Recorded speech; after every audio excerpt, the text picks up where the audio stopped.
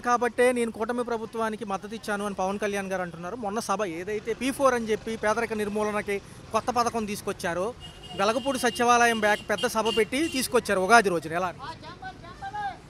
అది టీ పొడి కాదు. ఒకటి ఏంటంటే ఈ 6 గ్యారంటీ ఇచ్చారు కదా, 6 పథకాల్లో ఏది కూడా అరకొరిగానే అందుతున్నాయి తప్ప ప్రజలకి, సామాన్య ప్రజలకి, బడుగు బలహీన వర్గాలకి ఇది కరెక్ట్గా అమలు జరగట్లా. 6 పథకాలు కూడా నాకు తెలిసి ఏంటంటే వీళ్ళు చేయటం సాధ్యపడదు. ఇటు అభివృద్ధి చూసుకోవాలి, అటు సచివాలయం మన రాజధాని నిర్మాణాలు చేయాలంటే చాలా కష్టం. అది నరేంద్ర మోడీ ప్రత్యేక శ్రద్ధ తీసుకొని కేంద్రం దాన్ని నిధులు ఆయన సొంతంగా ఇచ్చేస్తే దాన్ని శ్రద్ధ తీసుకుని అది స్పెషల్ టెర్రస్ మీద తీసుకుంటేనే అవుద్ది. అది ఈ రాష్ట్రం వెళ్ళి తీసుకుని చంద్రబాబు నాయుడు చేయాలంటే ఎన్ని కోట్లు ఇచ్చినా వీళ్ళు చేయలేరు. ఎక్కడ గోతులు అక్కడే ఉన్నాయి. అది కట్టాలంటే అక్కడొకటి కట్టగలుగుతారు తప్ప 5 సంవత్సరాల్లో చేయలేరు. అది ఎవరికైనా, సామాన్యులకైనా, బడుగు బలహీన వర్గాలకి అర్థమవుతుంది. ఇప్పుడు ఏంటంటే జగన్మోహన్ రెడ్డి గారు చేసింది ఏంటంటే ఈ 5 సంవత్సరాల్లో జనాలనే ఏ పథకాలున్నా అందించాడు. అది అందరికీ అందిని చాలా వరకు. పింఛన్లు గాడించి పింఛన్ ఏ ఒక్కడు కూడా ఆడు మంచాడా చెడోడా అని లేకోకుండా అందరికీ పింఛన్లు ఎక్కువగా ఇచ్చింది ఆయనే. దాంట్లో 1, 2 మామూలుగా ఈ గృహ నిర్మాణాలకు కూడా సెంటున్నర భూములు పల్లెటూరులో కూడా ఇచ్చాడు. అవి కొంతమంది కట్టుకున్నారు, కొంతమంది కట్టుకోవాలి. ఇబ్బందుల వలన కొంచెం జనం కూడా ఇదయ్యారు. ఆ గవర్నమెంట్లో కూడా సరిగ్గా డబ్బు అందక ఈ పథకాలతో ఇబ్బందులు పడ్డాడు. ఈ గవర్నమెంట్ అయినా సరే ఒక రోడ్లు కానీ చేస్తున్నాడు. కానీ ఏదైనా ఈ పథకాలు అమలు చేయడం సాధ్యం కాదు. ఇప్పుడు జగన్మోహన్ రెడ్డి కూడా 48, 42%, 46% దాదాపు ఓట్లు ఉన్నాయి. అతనే చాలా బలం ఉంది. వీళ్ళిద్దరూ కూడా ఏంటంటే చంద్రబాబుని అయితే నమ్మేవాళ్ళు కాదు. ఇతని కలం బట్టి వాళ్ళు ప్లస్ పాయింట్ అయ్యింది. అది వేరే రకంగా వాళ్ళు ఇది చేయగలిగారు. ఒక్కోసారి కూడా రిగ్గింగ్ కూడా జరిగింది. కళ్ళారా నేను చూశాను. ఏదైనా జగన్మోహన్ రెడ్డి బలం ఉంది దీని గురించి. కాకపోతే ఏంటంటే అతను అభివృద్ధి చేయలేకే 3 రాజధానులను నాటకం ఆడాడు తప్ప జనాన్ని మట్టికి ఇబ్బంది పెట్టాల. కరోనా టైంలో కూడా చేసిన ఏకైక వ్యక్తి నేను చూసిన వాళ్ళు జగన్మోహన్ రెడ్డి. ఎందుకంటే ఇదే విషయం చూసుకుంటేనే పథకాలు అప్పుడు పారదర్శకంగా అమలైందని ప్రజలు అంటున్నారు. ఇప్పుడు 9 నెలలు అవుతుంది, 2 పథకాలు అమల్లో ఉన్నాయి. ఒకటి పెన్షన్, రెండోది గ్యాస్ సిలిండర్లు అంటున్నారు. మిగతా అన్ని టైం పడుతుంది, డబ్బులు లేవంటున్నారు. ఎలా చూడాలి? అసలు గ్యాస్ సిలిండర్లు కూడా అందట్లేదు. ఎవరినైనా రమ్మనండి, నేను చెప్తాను. నాకే పడలేదు, నేను ఎలిజిబిలిటీ వైట్ కార్డు పడతల్లా. అదేమంటే మీకు ఇల్లు ఉంది, పల్లెటూళ్ళు సొంత ఇల్లు కానీ ఉంటే దాని మీద లోన్ తెచ్చుకుని ఉంటే అది నాకు గ్యాస్ బండి నేను ఉండవండినా ఎవరా? అలాంటివి కూడా జరుగుతున్నాయి. వాళ్ళు అబ్జర్వేషన్ చేసుకోవాలి గవర్నమెంటు. అది కూడా క్షుణ్ణంగా పరిశీలించాలి. ఏదైనా సరే ఇది సాధ్యం కాదు. ఎందుకంటే మనం సంక్షోభంలో ఉంది మన రాష్ట్రం. కేంద్రం దాన్ని ప్రత్యేక శ్రద్ధ తీసుకుంటేనే ఏదైనా సాధ్యపడుద్ది. ఈ 5 ఏళ్లలో కూడా చంద్రబాబు చేయడం చాలా కష్టం. ఈ 40 ఏళ్ల కూటమి ఏదైతే టీడీపీ ప్రభుత్వం ఉందో, ఈ 40 ఏళ్ల చరిత్ర ఉన్న దాన్ని నిలబెట్టింది నేనే అంటున్నాడుగా పవన్ కళ్యాణ్. అది చాలా కష్టం. ఎందుకంటే ఒక ఎన్టీ రామారావుకే ఆ టైంలో సాధ్యపడింది. రామారావే కాంగ్రెస్ దెబ్బకు ఓడిపోయాడు. ఇప్పుడు జగన్మోహన్ రెడ్డి పోయాడంటే పోతాడు. ఎందుకంటే మరి వాళ్ళందరూ కలిశారు కాబట్టి. అందులో కొన్నిసార్లు రిగ్గింగ్ కూడా జరిగింది, మేము చూసాం కళ్ళారా. జన బలంలో ఉండదు జగన్మోహన్ రెడ్డి నాకు తెలిసి, నా అనుభవం మీద. ఎందుకంటే పేదల బడుగు బలహీన వర్గాలకి అతనే ఎక్కువ అండ. రేపు భవిష్యత్తులో కూడా టీడీపీ కానీ, జనసేన కానీ, ఇతర పార్టీలు కానీ ఏదైనా సరే కొంచెం ఇబ్బంది పడాల్సిన పరిస్థితి ఉంది. ఇవాళ జనంలో బయటకు వచ్చాడంటే జగన్మోహన్ రెడ్డి జనబలం పూర్తిగా ఉంది. నాకు ఎమ్మెల్యేలు ఉన్నారు కదా కూటమి ప్రభుత్వం అనుకుంటే సాధ్యపడదు. ఎందుకంటే ఇతను చేసింది అతను చేసి మేము టాలీ చేస్తున్నాం. రాజకీయంగా వీళ్ళు ఏ పనులు చేస్తున్నారు, ఏం చేస్తున్నారు అనేది కూడా మేము టాలీ చేస్తున్నాం. ఈ టాలీలో మేము చూసుకుంటే ఇతను ఒక ఎత్తుగా ఉంది, అతనితో జనాలు మేపిన ఎత్తుగా అతను ఉంది. కానీ అభివృద్ధి అనేది చాలా కష్టం, సాధ్యపడదు కూడా. ఓకే, ఏదైతే పవన్ కళ్యాణ్ గారు ఉన్నారో, ఏదైతే ఈ మద్దతు ఇవ్వడం వల్ల జగన్మోహన్ రెడ్డి గారిని ఓడించారనే మాట వాస్తవేనంటారు. ఎందుకంటే ఇద్దరు కలిపే కదా వచ్చింది. ఏమండి, ఒకటి ఏంటంటే నలుగురు అందరం సమిష్టిగా ఉంటే ఒక కుటుంబంలో బాగుంటుంది ఏంటి. అందులో ఈ కుటుంబ యజమాని ఉంటాడు, కోడళ్ళు కొడుకులు ఎట్లుంటారో అట్లాగే కూటమి అనేది ఒక ఫ్యామిలీ అండి ఏంటి. ఇప్పుడు కొంతమంది అంటారు పవన్ కళ్యాణ్ గారు ఇడిగా పోటీ చేస్తే రారని అంటారు. ఇప్పుడు ఎవరికైనా సరే మిత్రులు సోదరులు అండలేంది ఏ పని అవదండి. పవన్ కళ్యాణ్ గారి వల్లనే కూటమి, పవన్ కళ్యాణ్ కాదండి, కూటమి పవన్ కళ్యాణ్ గారు మరి భారతీయ జనతా పార్టీ అన్నీ కలవబెట్టే గెలవగలిగామండి. ఇందులో 40 ఏళ్ళు కలిసే ఉండాలి కూటమితో అంటున్నారు పవన్ గారు. మరి పవన్ కళ్యాణ్ గారికి సీఎం అవ్వాలని లేదంటారా? ఎవరికైనా ఉంటుందండి ఆశ. దాని టైం వస్తే ఏంటి, ఇప్పుడు జగన్ గారికి ఇచ్చిన మద్దతుగా ఆయన నిలుపుకోలేకపోయాడు. అలాగే ఇప్పుడు ఆయన్ని కూడా జగన్ కూడా తక్కువ అంచనా వేయకూడదు. 11 సీట్లైనా ఓట్ ఆఫ్ పర్సంటేజ్లో వెనకే ఉన్నాడు. అందుకని కూటమి ప్రభుత్వం మంచి చేస్తుంది ఏంటి, మంచి ఆలోచనలు మంచి ఉద్దేశం ఉంటే ఎప్పుడైనా అదే. ఇప్పుడు ఎన్టీ రామారావు ముఖ్యమంత్రి అనుకున్నాం, చంద్రబాబు నాయుడు గారు అయ్యారు పరిస్థితులను బట్టి, ఆయన్ని అభిమానించాం. రేపు ఇంకొక ఆయన ఇస్తాడు. ఈ పార్టీ కూటమి కలిసి ఉంటే మటుకు ఎవరేం చేయలేరు. దానికి ఇంకోటి రండి,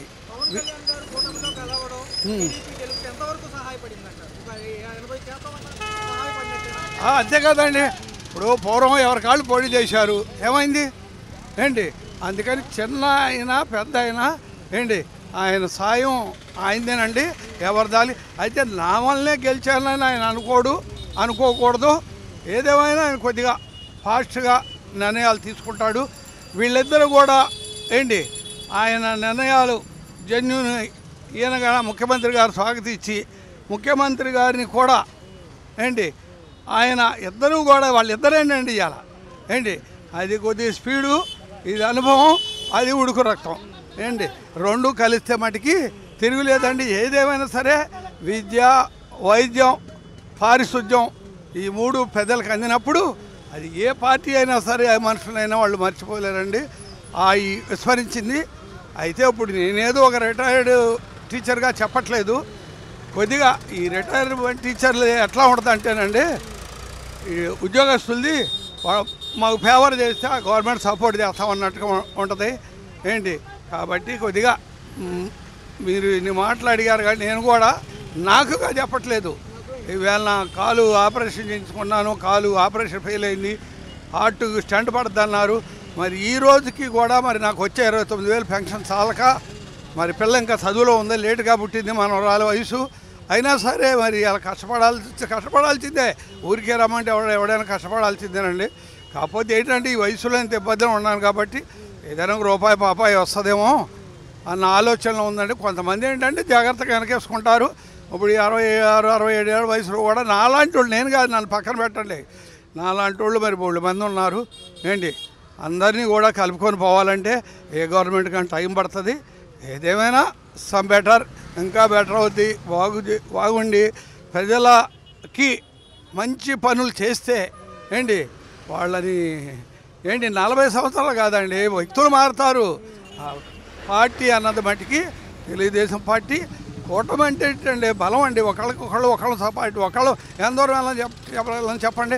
అదే 2, 3 అంటే మాట్లాడుకుంటా నడవలేనివాడు కూడా 8 మైళ్ళు అయినా పరిగెత్తాడు. అదే ఇప్పుడు ఏదో పథకం పెడతారు కానీ పెట్టినప్పుడు బాగానే ఉంటాయి, కానీ అది 4 రోజులే కానీ పూర్తిగా ఇంప్లిమెంట్ అవ్వదు. పథకం మంచిదే కానీ అది మరి సక్సెస్ఫుల్గా చేస్తే బాగుంటుంది, కానీ ఏదో మొదలుపెట్టి వదిలేస్తే మటుకు బాగోదు. అది నా ఉద్దేశం. 9 నెలల పరిపాలనలో ఈ 9 నెలలు ఎలా అనిపించినాయి? మీకు నచ్చిన అంశాలు ఏమున్నాయి, నచ్చిన అంశాలు?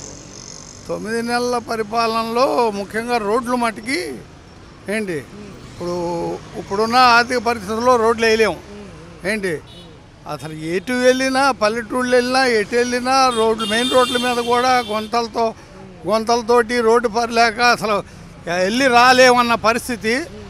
ఇప్పుడు దాదాపు 60-70% అయిపోయింది. అతి కొద్ది రోజుల్లో మొత్తం ఎక్కడా గుంట లేకుండా సాఫీగా వెళ్ళేటట్టు చేస్తున్నారు. అదొకటి మంచి పని. ఇంకా విద్యా వైద్య రంగాల్లో పురోగతి ఉండాలి. ఆయన అయితే చంద్రబాబు నాయుడు గారి మటుకి కష్టపడి మంచి అడ్మినిస్ట్రేషన్ గల వ్యక్తే, కానీ మరి ఆర్థికంగా మరి అనేక పరిస్థితులను బట్టి నిదానంగా చేయాలి. పారిశుద్ధ్యం, విద్య, వైద్యం, మరి రోడ్లు బాగుంటే ప్రస్తుతానికి బాగా చేస్తున్నారు. ఇంకా బాగా చేస్తే మరి అటువంటి గవర్నమెంట్ని ఎప్పుడు నా ఉద్దేశం ఆయన ఉన్నన్నాళ్ళు కూడా ఏంటి ఆయనే, ఆ పార్టీయే, ఆ మహానుభావుడు పెట్టాడు. ఆ పార్టీని పోకుండా ఒకనొక టైంలో కాపాడాడు.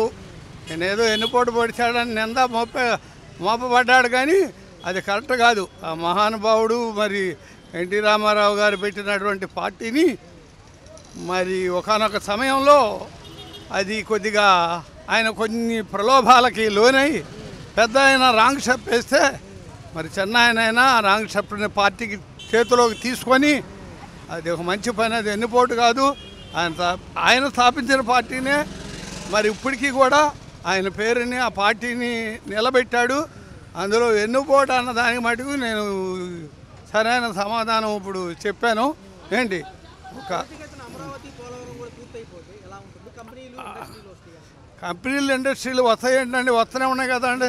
నిన్నగా మోహన్ అశోక్ లేలాండ్ వచ్చింది, ఇంకా వస్తాయి. త్వరితగతినంటే కొద్దిగా నిదానంగా పూర్తయితే బాగుంటుంది, పూర్తవుతాయి అని నా అభిప్రాయం.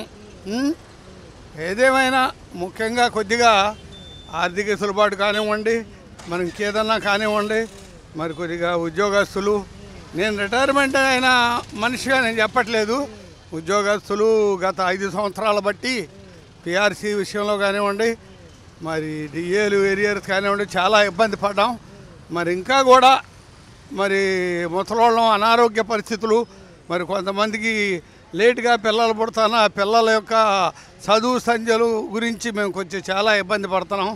కాబట్టి వీలైనంత త్వరలో ఉద్యోగస్తులు, రిటైర్మెంట్ వాళ్ళకు కూడా సమస్యలు తీరితే బాగుంటాయని మరి ప్రభుత్వం తప్పకుండా తీరుస్తుందని ఆశిస్తున్నాను. ఏదైతే ఉందో ఈ P4 పథకం ఏదైతే తీసుకొచ్చారో దాని గురించి పేదల నిర్మూలన చూశారు, ఎలా అనిపించింది? దాంతోపాటు ఈ బయోగ్యాస్ అనేది రిలయన్స్ వాళ్ళు కంపెనీలు పెడతానంటున్నారు, 500 బ్రాంచీలు అంట. సార్ మంచిదే సార్, దానివల్ల మనకి వర్క్ సేవ్ అయ్యిద్ది, టైం సేవ్ అయ్యిద్ది, టయానికి మనం డ్యూటీలకు వెళ్ళిపోతూ ఉండొచ్చు సార్. బయోగ్యాస్ మంచిది. Okay sir. చూసుకున్నట్లయితే సార్ ఈరోజు 1 ఏప్రిల్ పెన్షన్ పంపిణీ విధానంలో బాపట్ల జిల్లా నియోజకవర్గంలో చంద్రబాబు నాయుడు గారి పర్యటన ఉండబోతుంది.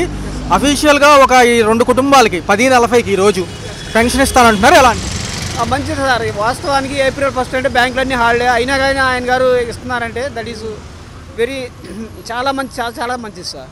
అది 9 నెలల కూటమి ప్రభుత్వ పాలనలో ఈ పవన్ కళ్యాణ్ గారి తీరుగతులు ఎలా ఉన్నాయి? మొన్న సభలో అన్నారు, విజనరీ లీడర్తో నడవడం అనేది నేను చేసుకున్న అదృష్టం, ఇలా ఒక 15 ఏళ్ళు కలిసి ఉంటే మనం అభివృద్ధి చూడొచ్చు అంటున్నారు. మంచిదే సార్, ఎందుకంటే ఆయన గారికి కూడా కొంచెం రాజకీయ అనుభవం తక్కువగా ఉండగానే నిదానంగా గ్రోత్ అవుతున్నారు, ప్రజలకి మేలు చేయాలన్న ఉద్దేశంతోనే ఉన్నారు సార్. అయితే సార్ ఉగాదికి మొదట ఉచిత బస్సు ప్రయాణం అనుకున్నారు మహిళలకి, అయితే ఏంటంటే చాలా రోజుల నుంచి కూడా అనుకుంటూనే ఉన్నారు. సడన్గా ఈ పేదరిక నిర్మూలన, ధనికులు వచ్చి వీళ్ళని ఏదైతే ఉందో వీళ్ళని ఆదుకోవడం అనేది ఎలా అనిపిస్తుంది? దాని గురించి మనకు అంత ఐడియా లేదు సార్. అది ఎలా ఉంటుంది సార్? తదుపరి ఎలా ఉంటుంది? అమరావతి తొలి దశ పనులు పూర్తయితే మా అమరావతి పనులు ఏంటంటే మనకి ఏపీకి మిడిల్లో ఉంటుంది కాబట్టి చాలా అభివృద్ధి పథకాలు బాగుంటాయి సార్. మనకి ఏ అప్లికేషన్ తీసుకోవాలన్నా ఎలా వెళ్ళాలన్నా కానీ మనకు చాలా దగ్గరలో ఉంటుంది కాబట్టి మన విజయవాడ త్రూఅవుట్ ఆంధ్రప్రదేశ్ మొత్తానికి కూడా అమరావతి మిడిల్లో ఉంది సార్, బాగుంటుంది సార్.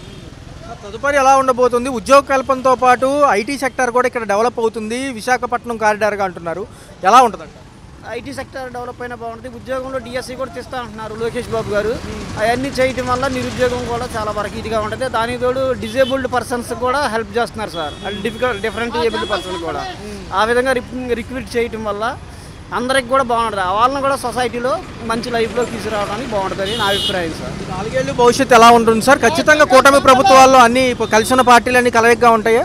ఎస్ సార్ బాగానే ఉంటాయి సార్, ఇప్పుడు వరకు బాగానే ఉంది సార్. ఎలా ఉంది? ధరలు ఎలా ఉన్నాయి? విద్యుత్ ఛార్జీలు ఎలా ఉన్నాయి? విద్యుత్ ఛార్జీలు కొంచెం ఏమైనా పెరిగినా కానీ ధరలు మాత్రం వెజిటేబుల్స్, ఆనియన్స్ ఇవన్నీ రీజనబుల్గా ఉన్నాయి సార్ లాస్ట్ ఇవన్నీ కంపేర్ చేసుకుంటే సార్. Yes sir. ఒక్కొక్క అరెస్టుల పర్వం చూసుకుంటే కొంతమంది మాజీ నాయకులకి అస్వస్థత ఎక్కువ వస్తుంది. కొడాల నాని గారి పరిస్థితి చూశారు, ఎలా అనిపిస్తుంది? ఇంకా మిగతా నెల్లూరు నియోజకవర్గం మంత్రులు కూడా అరెస్ట్ కాబోతున్నారు. గతంలో నోరు అదుపులో పెట్టుకుని మాట్లాడిన మంత్రులకే ఇట్లాంటి విధానాలు ఉన్నాయి, ఎందుకంటారు?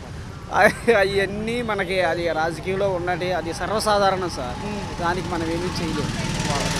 సంబంధించి కొన్ని పథకాలు ఆలస్యమైనా పర్లేదు అంటారా, లేకపోతే ఏంటి? 9 నెలలు అవుతుంది కదా, అదే పథకాలు అనేవి ఇవ్వాలి కదండి. అదే పిల్లల చదువుల గురించి, మహిళల గురించి పథకాలు మాత్రం ఇవ్వాలి. ధరలు ఎలా ఉన్నాయి? అదుపులోనే ఉన్నాయి? ధరలు అయితే ఇంకంతే మామూలు ఎప్పుడు ఒకలాగే ఉంటున్నాయండి, ఏమి మారలే.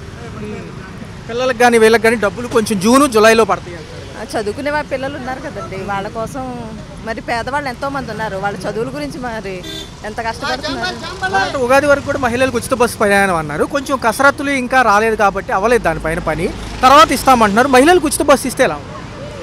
బాగానే ఉంటుంది. ఎలా ఉంది మేడం? మిగతావి కరెంటు బిల్లులు, నిత్యావసర సరుకుల ధరలు ఎలా అనిపిస్తుంది? ఏ ప్రభుత్వం వచ్చినా అన్నీ అలాగే ఉన్నాయి సార్, ఏం మారట్లేదు. కానీ ఒకటి ఏంటంటే ఈ చదువుల గురించి మాత్రం ప్రభుత్వం పిల్లల గురించి ఏదో ఒకటి చేయాలండి. అమరావతి మా తర్వాత పోలవరం కూడా అయిపోతే మన కంపెనీలు వస్తాయి అంటున్నారు, మంచిదే. అది మంచిదే సార్. పవన్ కళ్యాణ్ గారు తిరిగట్లు ఎలా ఉంది? పాపం ఆయన ఉప ముఖ్యమంత్రిగా చేస్తున్నారు. బాగానే ఉంది, పర్వాలేదు. మీకు ఇంకా నచ్చిన అంశాలు ఏమున్నాయి?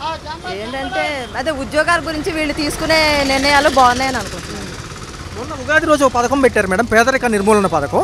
ధనికులు వచ్చి పేదవాళ్ళని దత్తత తీసుకుని వాళ్ళ ఏరియాలని కొద్దిగా పరిశీలించి డబ్బు సహాయంతో పాటు నైపుణ్య కేంద్రాలు పెడతారు. అక్కడ ఏమైనా పిల్లలు నేర్చుకోవాలనుకున్నా ఏమన్నా ఎలా అనిపిస్తుంది? బాగానే ఉంది. చూసారు ఉగాది రోజు పెద్ద సభ జరిగింది. చూశాను.